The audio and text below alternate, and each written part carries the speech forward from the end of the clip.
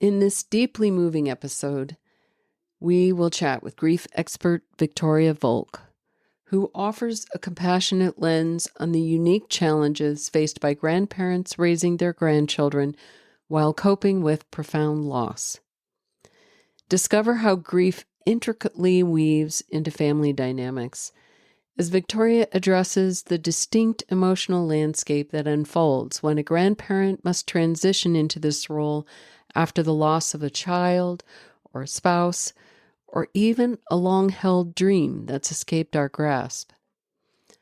Join us to learn practical healing tools from nurturing home environments to self-care practices that can empower you on this journey. Whether you're a grandparent experiencing this heartache or someone seeking to better understand the complexities of grief, this heartfelt conversation is one you won't want to miss. Tune in for hope, connection, and invaluable insights that will inspire your path from surviving to thriving. Welcome to Grandparents Raising Grandchildren, Nurturing Through Adversity. In this podcast, we will delve deep into the challenges and triumphs of grandparents raising grandchildren. As we navigate the complexities of legal, financial, and emotional support, I invite you to join us on a journey of exploring thoughts, feelings, and beliefs surrounding this growing segment of our society. Drawing from real stories and expert advice, we will explore the nuances of child rearing for children who have experienced trauma and offer valuable resources to guide you through the intricate journey of kinship care. We'll discuss how we can change the course of history by rewriting our grandchildren's future, all within a supportive community that understands the unique joys and struggles. This podcast was made especially for you. Welcome to a community where your voice is heard, your experiences are valued, and your journey is honored.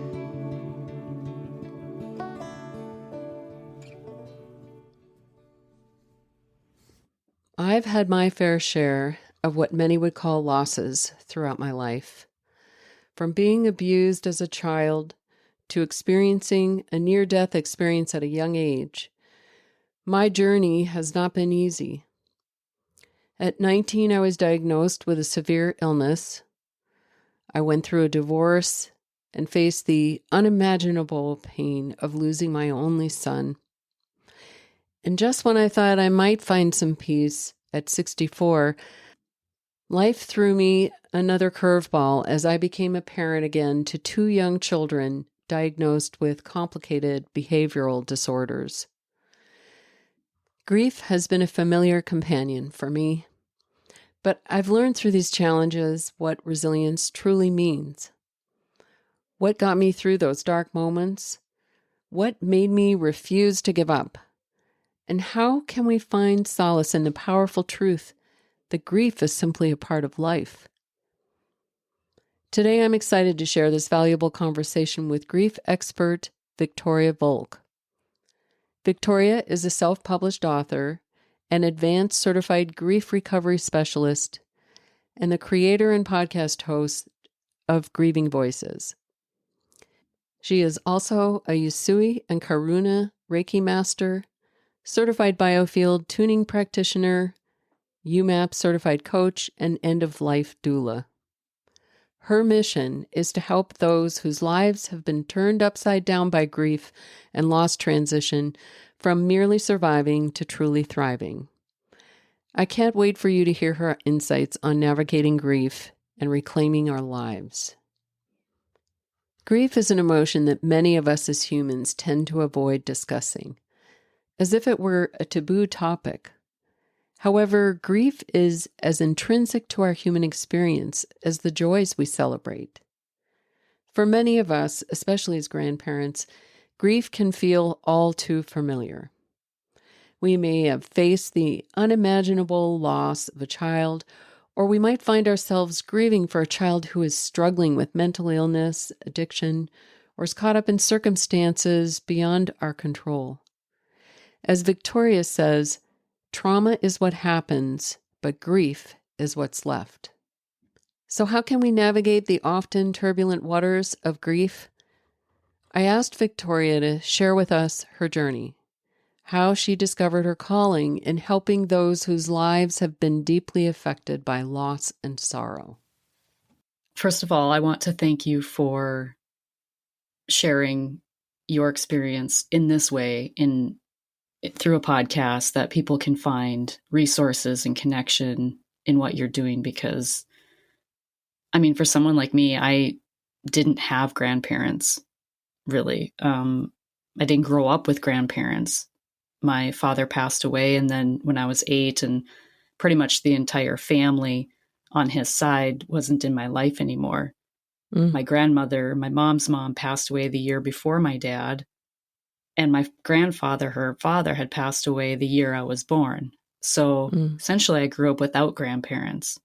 So you can imagine when there was Grandparents' Day at school, I was the only one without a grandparent there. And so thank you for a shout out to all the grandparents who are raising their grandchildren. It is a sacrifice you never expected and you didn't ask for.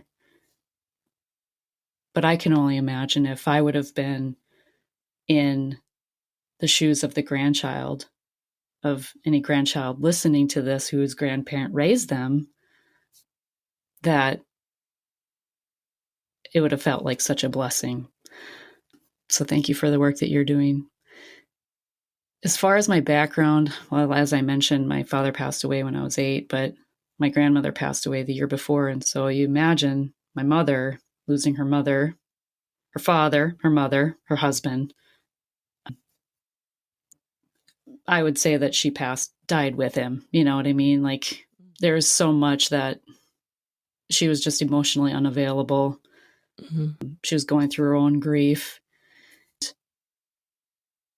And then I was molested after that. And just my childhood was just really chaotic. I had a brother, a sibling that struggled with mental illness, just a lot of chaos growing up in my household.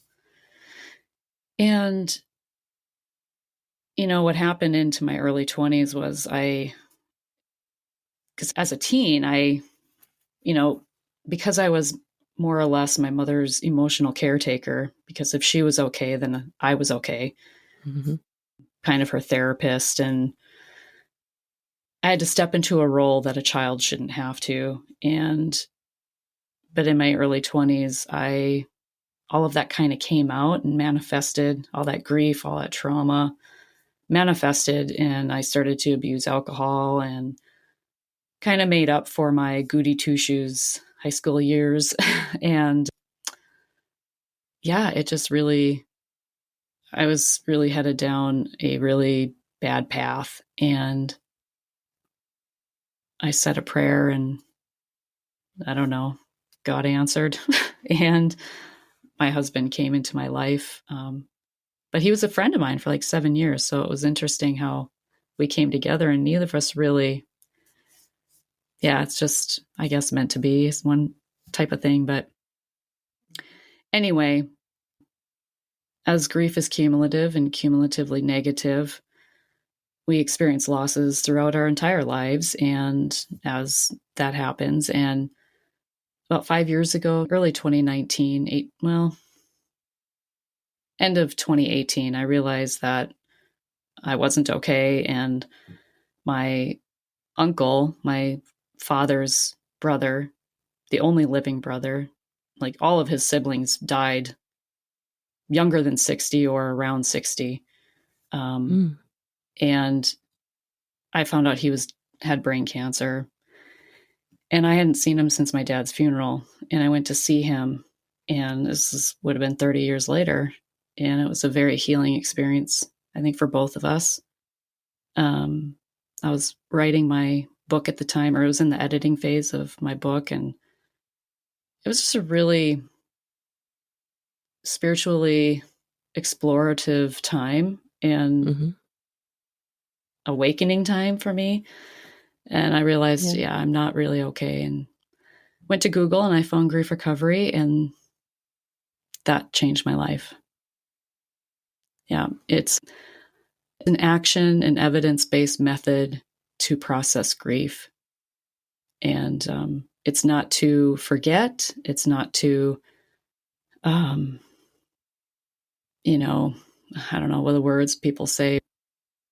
It's a way to process the pain. It's a method for processing the pain, because trauma is what happens, but grief is what's left. And even when we think of trauma, it doesn't have to be, really physically involved trauma, right? It could be just something happening too fast, too soon, too much. Your body, your brain, your mind, your heart, you can't process it. It's just too much coming at you.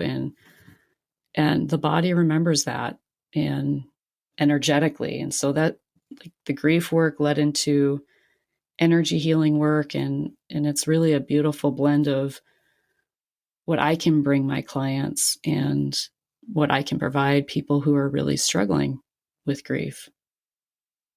It sounds like it. I'm so excited to learn more.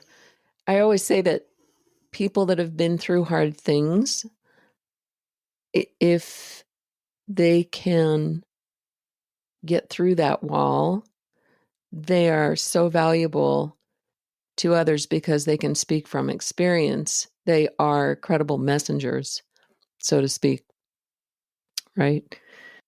If we don't resolve that grief, how does that affect relationships, do you think? So I think it's important for me to share that when you come into a method like the grief recovery method, what I do with clients, what I had to go through myself is, what are my beliefs about grief? What have I been taught about grief? There are these myths of grief that are pretty universal. John James is the founder of the grief recovery method. He was a veteran. He had a son that died shortly after birth. His marriage was then falling apart, getting a divorce. And he was going to go to the beach and take his own life. And he had a question come to his mind: what do I wish would have been there for me?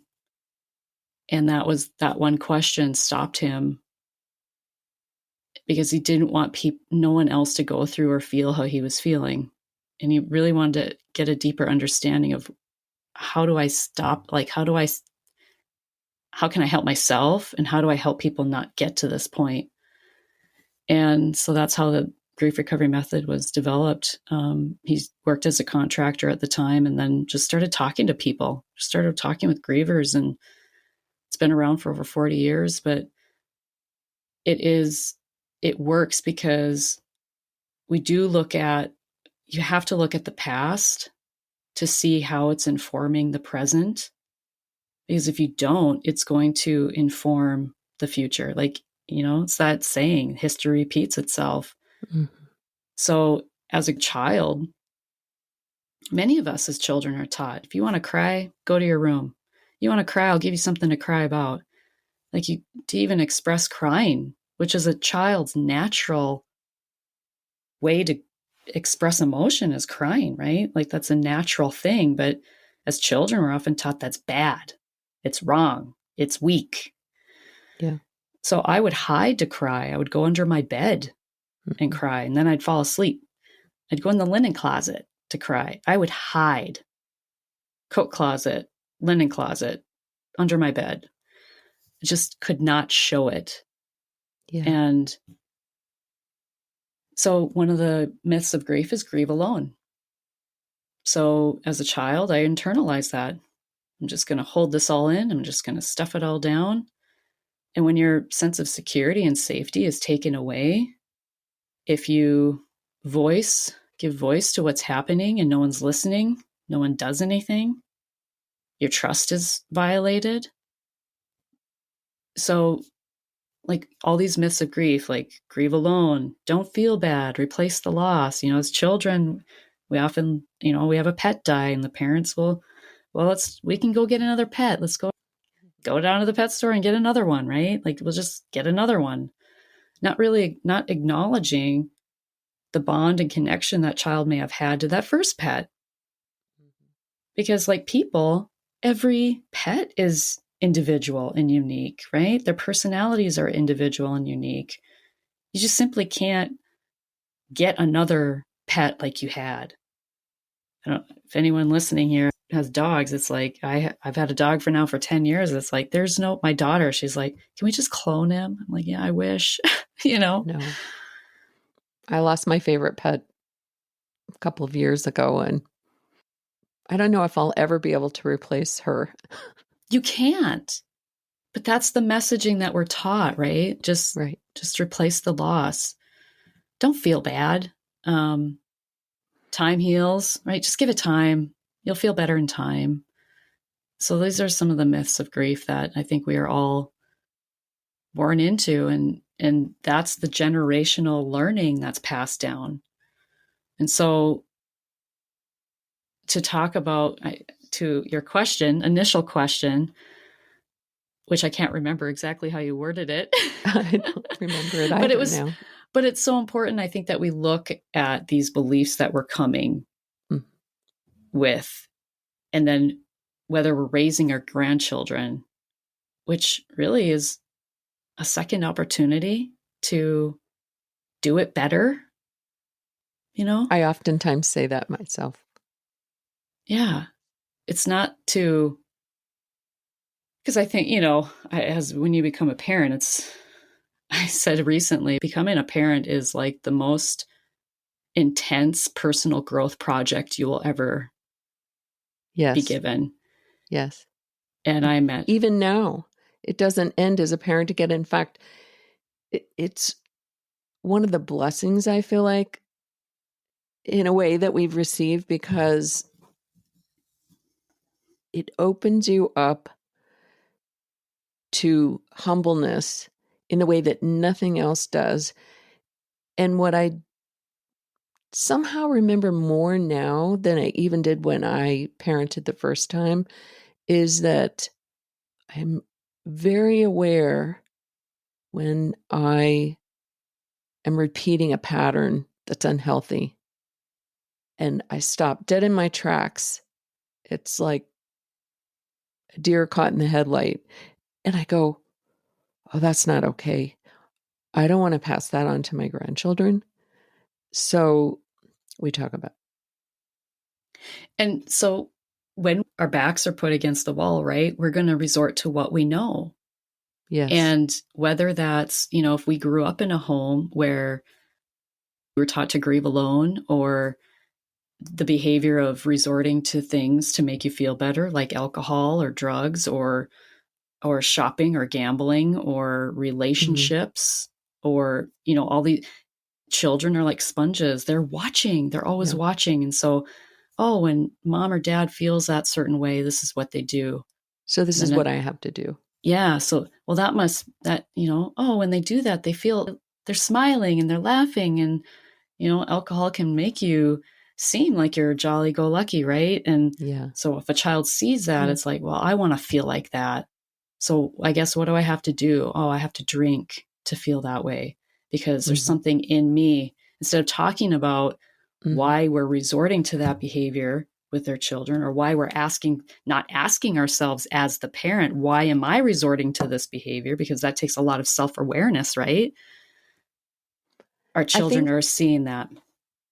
I think you just made me realize, I think that's one of the difficult aspects of my life right now, because I think we expect when we retire to be able to sort of fall back on our laurels, so to speak. It's time to do the things that we want to do, not the things we don't want to do. And it's difficult to constantly be thinking of can do better. I think we have to look at it in a more joyful way than we do. Not so much as a response, not so much as a task, a difficult task, but I think maybe I also need to look at it as a more differently.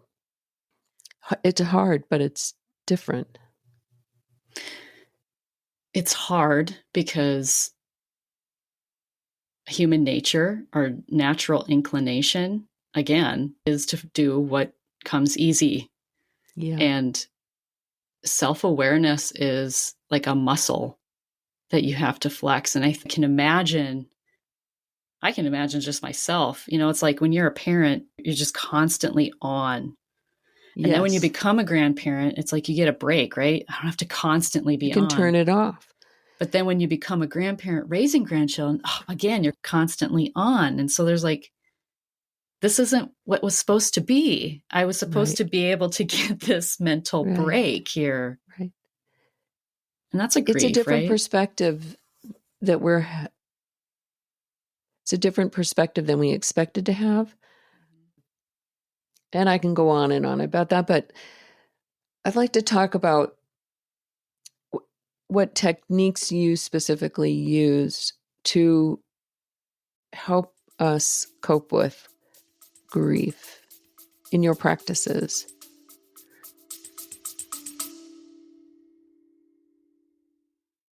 I recently received an email from a listener named Laurel. At 61, Laurel and her husband, who's navigating his own health challenges, are now raising their grandson after a series of unimaginable losses. In 2022, they lost their son to a fentanyl overdose. Then just a year ago, they lost their daughter the same way. The morning after, they'd stayed up late together planning her son's 3rd birthday party. Laurel told me that she lives one day at a time. She's dealing with the financial strain of using her 401k to survive, the physical toll of caregiving, and the emotional weight of what ifs. But she also said something that I want everyone listening to hear. She said that just telling her story to people who can relate is refreshing. That's exactly why we do this. Whether you're navigating addiction in your family, raising a grandchild you didn't expect to be raising, or just trying to find your footing after a loss, we need to hear your story. There's always someone else out there who needs to hear that they aren't the only one. Your experience is a lifeline for someone else. So if you have a story to share, or if you're looking for that community Laurel found, please join our Facebook group or sign up for our newsletter on our website at grandparents-raising-grandchildren.org. Let's keep relating, and let's make sure no one walks this path in silence. Thank you, Laurel, for your courage to share your story with others.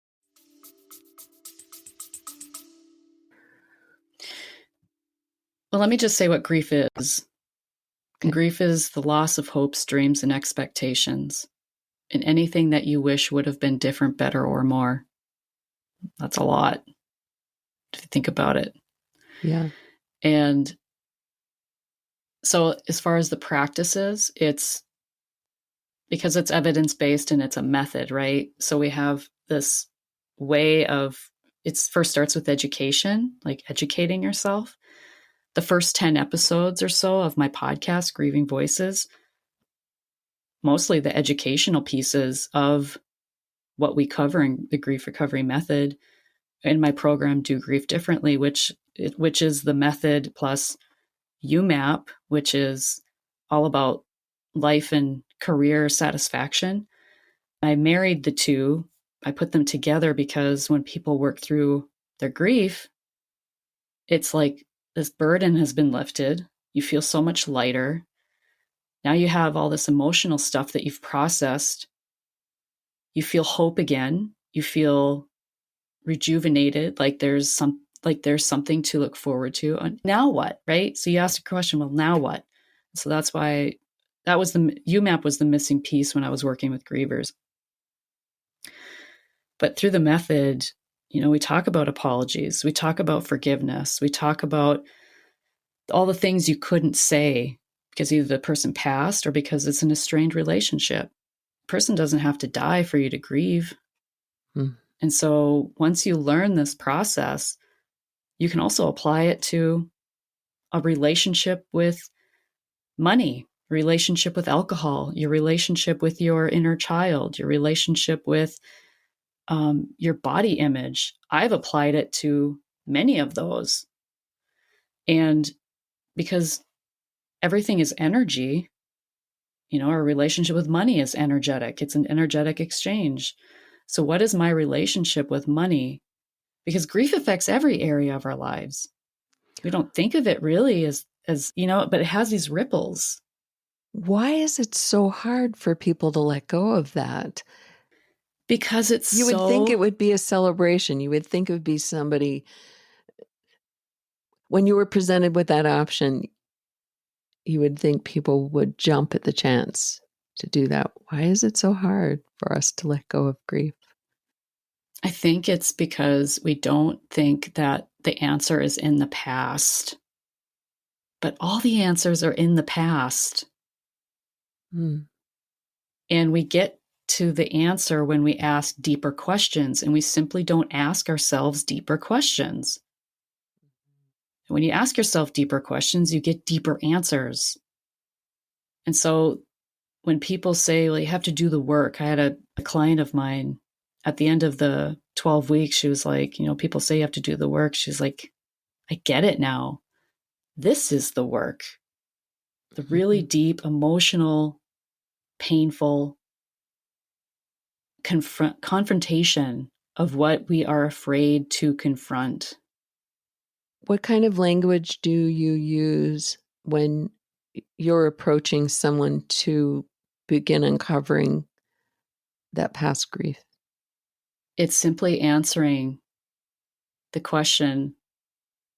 It's applying what grief is and then asking yourself the question. So what in my life do I wish would have been different, better, or more? Where in my life did I have a loss of hopes, dreams, and expectations? Just answering those two questions, you will probably uncover a lot of grief that you have buried. I that can have nothing to do with death, that even. Question to someone would be like pulling a plug in a bathtub out. Yeah, and that's a great point to say, because this is why it's so important to work with somebody, because number one, you can't see the label from inside the jar. Number two, it's also important, and I think it matters, that yes, you have support in your life, friends, family, things like that, but these people in your life often have skin in your game. And anything that comes up for you might involve them, right? And so even personally, going through this work, I've had relationships fall away because of an awareness that I had, because how it changed me.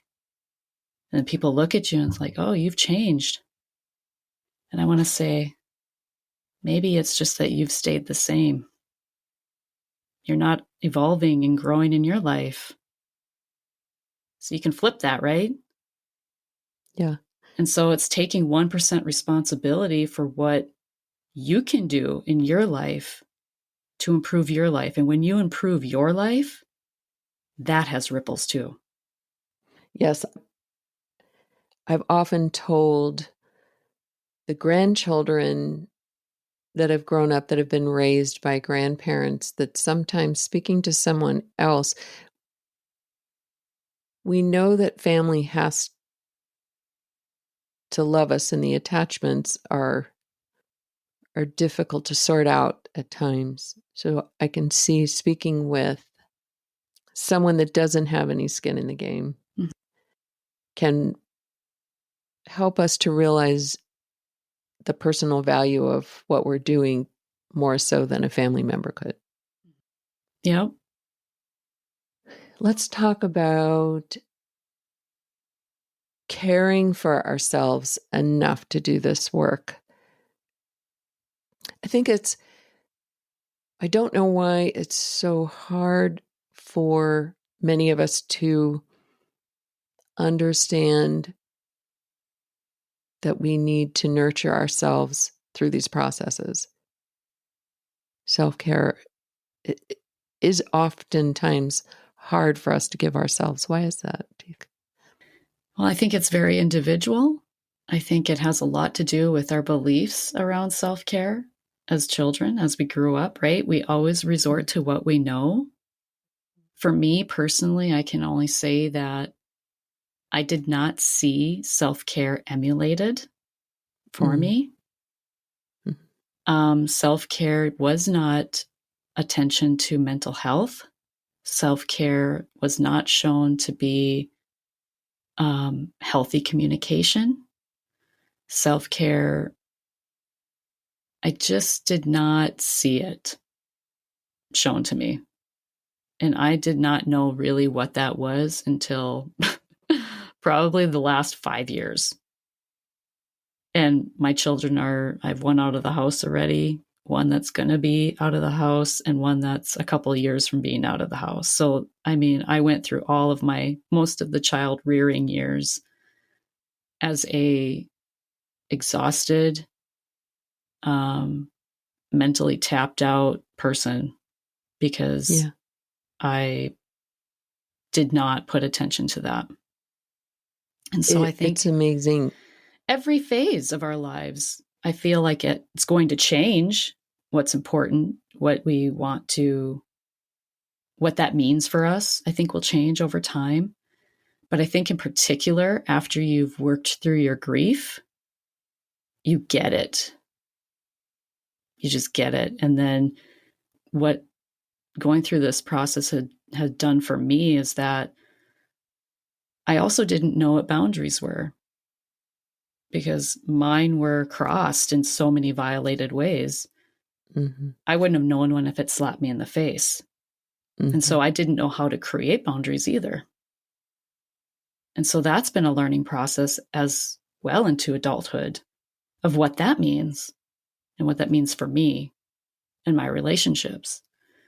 And so going through this work, you also realize where you haven't had boundaries, where others have shown you boundaries, but you didn't see it. Boundaries not to keep people out and not to protect yourself. Boundaries to honor your values. Boundaries that honor your values. Because I think our values is what informs our boundaries. And a lot of us don't even really think about what we value. I think the type of spring that comes from these things that we're talking about are unfamiliar to so many of us. I think if we were to envision our lives and our world as one in which we were coping with those emotional griefs in a more healthy way, and then nurturing ourselves through that process, the picture that most of us have been given as children would be quite different as adults. And I think a lot of children, because, well, I know me personally, like there was no autonomy given to me as a child, really. I mean, I had autonomy in a way that I just didn't have a parent around in that way. Like I had freedom in that way. Like I was a latchkey kid. Like I had to become very independent from a very young age. I don't really see that as autonomy, but just how I'm built, that was in some respects good for me. But not that could have a very different effect on another child. I'm very independent, like to my core. And that really just reinforced all of that for me. I was thinking how we all have wiring from our childhood that is a bit dysfunctional. But our wish for these grandchildren and our wish for the next generation, I find this more often than not, is to work on self-correcting generational mental health issues. And this is one of them. This is part of mental health.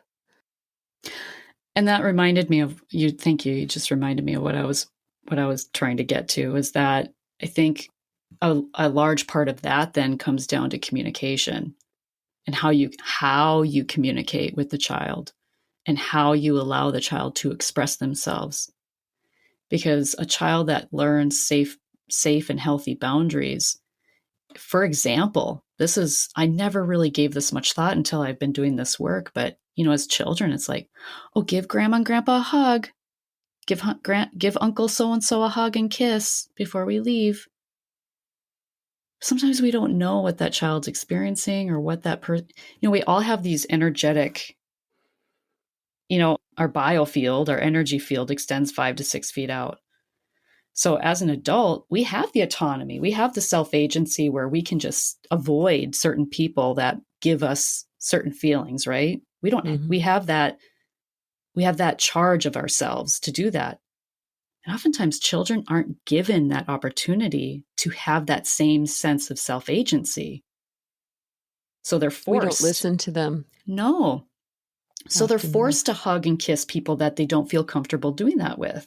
Mm-hmm. There's something about that person that makes them uncomfortable. And yet they're put in that position of they're forced to do that. And if they don't do that, then they're wrong.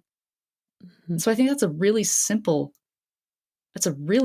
thing any parent or any grandparent raising grandchildren can do is, like you said, just listen. Like if a child just does not, I don't want to. Okay, that's okay. We've started in our family talking about feelings. How do you feel now? Or how do you feel today? And it's been one of the most positive exercises that we've begun doing together as a family. I'm oftentimes surprised at what comes out of their mouths, which has taught me that I need to ask more often, how are you feeling? Because it comes out very easily for them. And they'll say something like, I'm feeling sick. And I never would have known they felt that way, but sick can mean a lot of different things. It can be sad, but identifying emotions with children has been a totally new experience for me. I'm sad to say that, but it's true. We assume too much about how they feel and project a lot of our feelings on them, sadly to say. I'm working at changing that at 67. No, thank you for saying that, because I got full body truth bumps, because I am not perfect by any means. None of us are. And you saying that, I recognize that I don't ask that enough.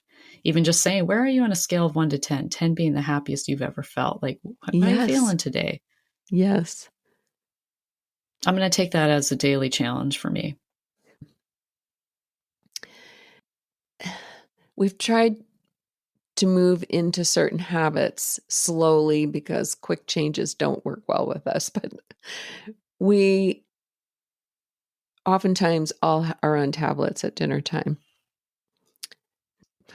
And now we have a rule that they can't go on their tablets, that the first part, probably the first half of dinner, is conversation. And we have 3 questions that we ask now. And one is, how are you feeling right now?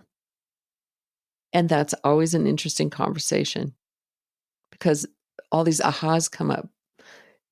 My husband will say, oh, I didn't know you were feeling that way. Why are you feeling that way? And then no one's allowed to get back on their tablets until they've heard everyone talk. So the second question is, what one good thing happened to you today? And the third one is, what superpowers would you have right now if you could have any superpowers, and what would you do? And that is always takes up probably 75% of the conversation with kids. But it's, and they look forward to it. They actually don't even think about their tablets during that time. It's the favorite thing that they do. And it made me realize we just don't talk to each other much anymore. It's the technology world, right? And that effect for us. Yeah, we started a rule when they were my kids didn't get cell phones until, much of their classmates had a cell phone before they got one. And then when they got one, they only had it on Wi-Fi, and they didn't get like an actual cell phone plan or anything like that. It was just a cheap phone that they could play games on or whatever. But we always started that rule, no phones at the table. And so dinner time has always been a very sacred time in our house. And because growing up, there wasn't a lot of that in my house because, as you can imagine, my dad died. And so that's a very sacred time in my house. Yeah. Well, I've really enjoyed our conversation, Victoria. So many takeaways. And as you said, I think that it's valuable to have someone else to talk to about grief. Your podcast, Grieving Voices, is on your website. Would you share with the listeners your website and the information that's on there? Yeah, it's theunleashedheart.com. I have a lot of free resources on there, bunch of free ebooks. I have an energy quiz that's free. I do energy healing distance or in person, but I do distance. You can even go about your day and have energy healing. I will be launching and this is a great way to get self-care, but I'm going to be launching a energy healing membership very soon, and get the recording, and you can use it over and over. So that'll be 2 sessions a month in that membership. And I've got lots of free stuff on there, and link to my podcast, Grieving Voices, which is really a place where I bring people from all walks of life, all areas of expertise, and to share their personal experiences. That's how we connect, right? That's how we can see ourselves in other people's stories. Storytelling is very healing. And I want us to talk about grief like we talk about the weather. And that's kind of my mission, and to dispel these myths that we're all taught and change how we think about grief and talk about grief so that future generations can do it better. Agreed. Thanks, Victoria. It's been a pleasure. Thank you for having me. Thanks for joining us today for another episode of Grandparents Raising Grandchildren, Nurturing Through Adversity. I encourage you to share both your challenges and your successes with us. Your story is undoubtedly one someone else needs to hear. Submit your stories to the links provided in the podcast information. Your contributions will enrich upcoming conversations, creating a more supportive community in which we can learn and grow together. Get ready for an inspiring episode next week as we chat with Deborah Heiser, an expert in applied developmental psychology and the visionary behind the Mentor Project. In just 30 minutes, discover how mentorship can transform your life and the lives of your grandchildren. Dr. Heiser delves into the incredible benefits of mentorship for both older and younger generations, sharing heartwarming insights and practical tips for fostering meaningful connections. If you're a grandparent seeking ways to bond with your grandkids or want to learn more about the positive aspects of the power of mentorship, you won't want to miss this next enlightening discussion. Tune in next week for another journey of growth, connection, and inspiration. Thank you for tuning in to Grandparents Raising Grandchildren, Nurturing Through Adversity. Remember, you are not alone. Together we can find strength and hope in the face of adversity. Peace be with you, and I pray that you find some time this week to listen to your inner wisdom amongst the noise and the pandemonium of this world.